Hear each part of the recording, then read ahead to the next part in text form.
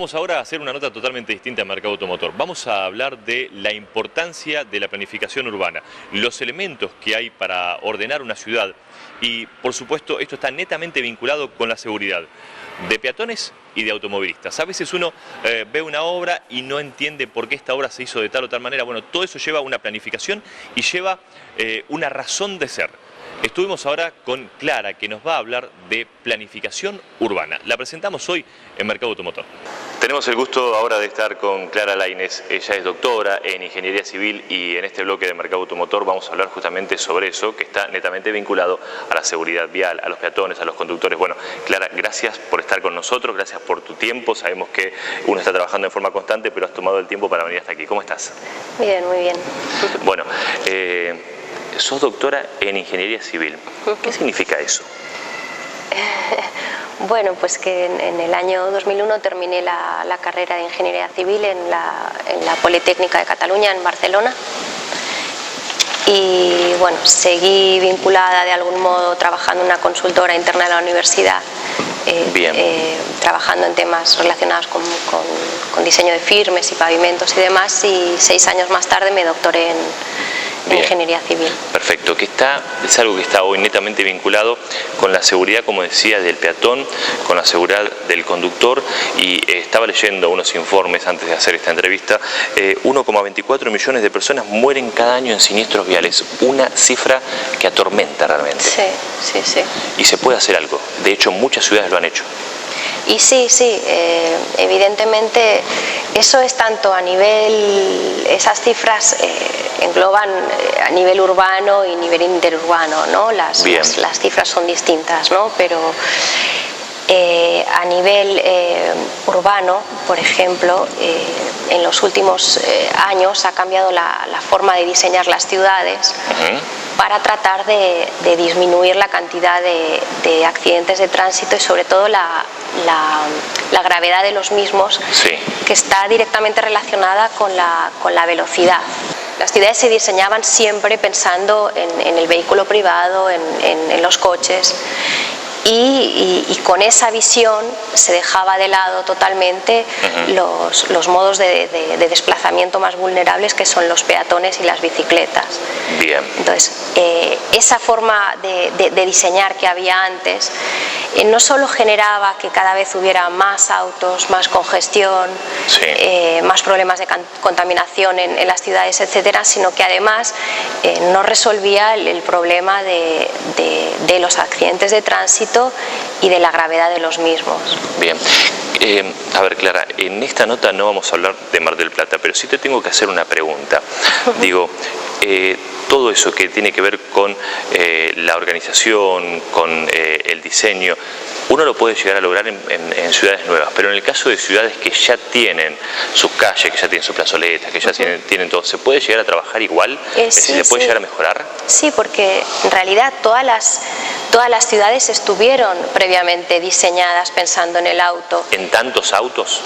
Sí, y luego se han ido rediseñando y reconformando para lo que se llama ahora democratizar el espacio y dar a cada modo de transporte el lugar que requiere y que según su vulnerabilidad hacerlo adecuado a eso, ¿de acuerdo? Entonces, por ejemplo, algunas de las medidas que se toman a nivel urbano, ¿qué es lo que sucede? Normalmente dentro de una ciudad uno no debería circular a más de 50 kilómetros por hora. Sí, creo que de hecho 40 kilómetros es el... Aquí el límite son 60 para avenidas y 40 para calles. En muchas ciudades, por ejemplo en Europa, normalmente el máximo son 50 kilómetros por hora. ¿Por qué? ¿Por qué es ese máximo? Porque en una ciudad conviven, como estábamos diciendo ahora, no es como una autopista en la que solo circulan camiones y automóviles. En una ciudad, además de camiones y automóviles, tú en cualquier momento te puedes cruzar con una bicicleta, con un peatón, con un chico que sale corriendo. Y entonces, si en ese momento se produce un accidente, cuanto más baja sea la velocidad a la que circulaba ese vehículo, de menos gravedad es el accidente, ¿de acuerdo? Entonces, ¿qué es lo que sucede? Que normalmente lo que se hacía antes era, a través de cartelería, establecer los límites de velocidad y todo eso. Pero ¿qué es lo que sucede? Que tendemos a transgredir esos límites. A pesar de las multas, tiene que haber un control muy férreo. Hay en algunas sociedades en las que por ahí a través de las multas y del control policial se respetan más esos límites. Bueno, no es nuestro caso. Pero no es solo un caso exclusivo de Argentina en el que no se respete, porque de hecho este diseño que te cuento que se hace, se hace en muchos lugares por el mismo motivo, porque como no respetamos esos límites, lo que se hace es rediseñar el espacio público de forma que el conductor tenga la sensación de que si sobrepasa una determinada velocidad, que son 40 kilómetros por hora, tenga sensación de peligro. Y entonces levante el pie del acelerador y tienda a circular más despacio. Y eso, como no lo conseguimos con la cartelería, se hace a través del diseño.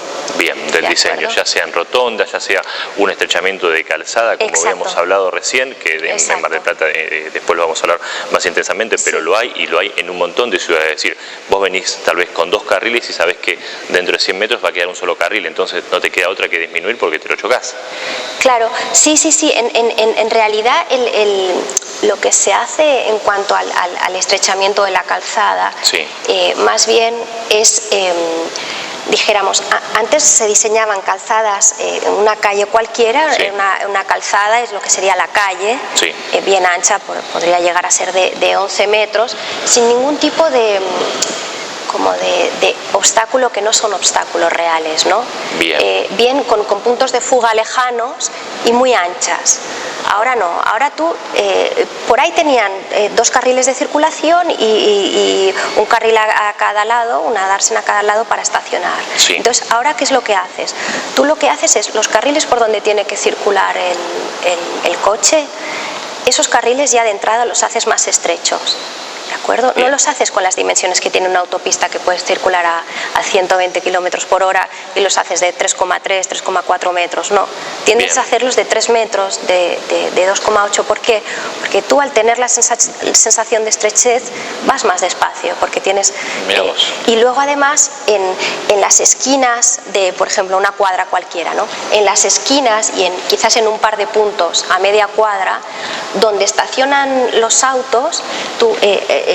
por ejemplo, haces un rectangulito o un cuadrado y plantas un árbol en donde estaciona el auto, ¿me explico? Se entiende perfectamente. Haces un pequeño saliente y en las esquinas haces salientes para que tú ya no tengas toda esa amplitud, sino que tú, al circular, tengas la sensación de que tienes ese árbol, sigues teniendo la misma, quizás incluso ni has reducido el carril.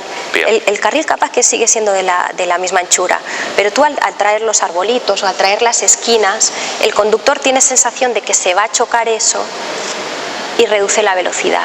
Yo creo que esto da para charlar mucho más. Digo, el tema de los carriles exclusivos para colectivos, el hecho de hacer circular lo que son transporte de pasajeros o vehículos pesados por carriles distintos o por zonas distintas a lo que es el tránsito urbano. ¿Eso también está dentro de lo que es la planificación de una ciudad para hacerla más segura y sustentable?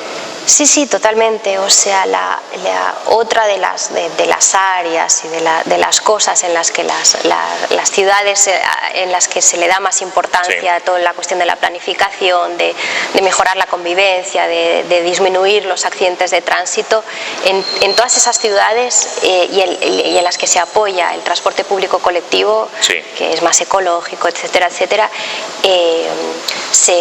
hay carriles exclusivos para transporte público que son de distinto tipo. Uno por ahí piensa en el carril exclusivo y ahora piensa solo en el Metrobús de Buenos Aires. Eso es una forma, por así decirlo, entre comillas, dura de generar un carril exclusivo. Dura no significa mala, es como la forma más extrema de generar un carril exclusivo. Pero un carril exclusivo para transporte público colectivo puede ser simplemente el carril común por el que circulamos todo, que ponga con letras bus.